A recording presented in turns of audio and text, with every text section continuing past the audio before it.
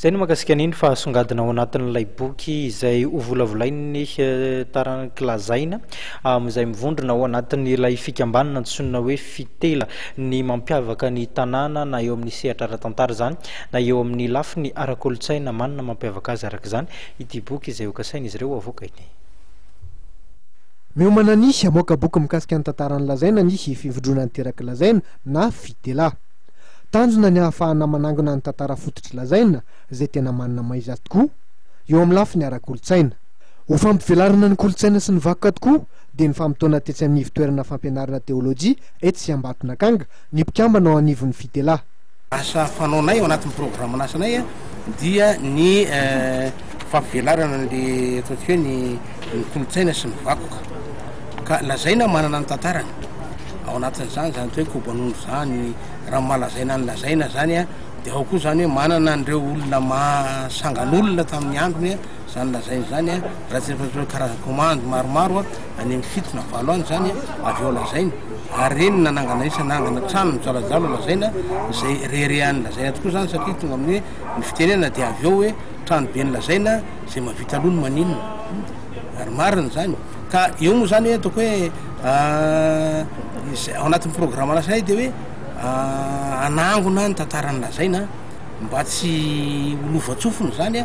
fa mbola misy ihany ireo le mbola zokony mbola velona afaka manome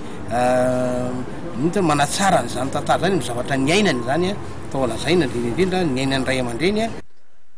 Nilaza ny filohan'ny fitela fa tsy misaraka amin'ny tantaran'ny fiangonana ny asan'ny fikambanana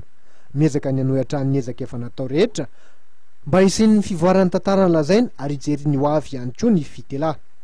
Nanamarika ny fotoana ny famelabelarana izay nataon'ireo ankizy mpianatra sosiolojia. Nandray anjara feno tamin'ny fanentanana ty feonan'ity ihany koa ireo mpikambana ao anivon'ny fitela ary isan'izany ny hira.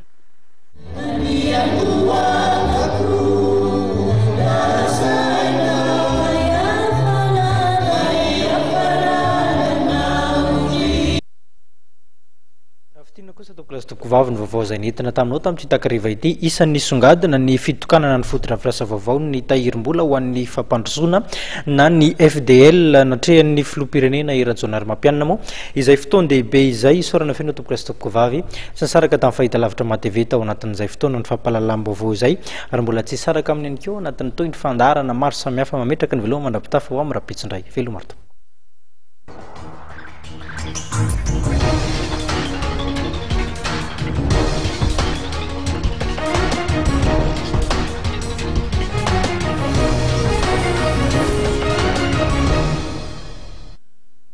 Suivez les 5 candidats d'un look pour une maman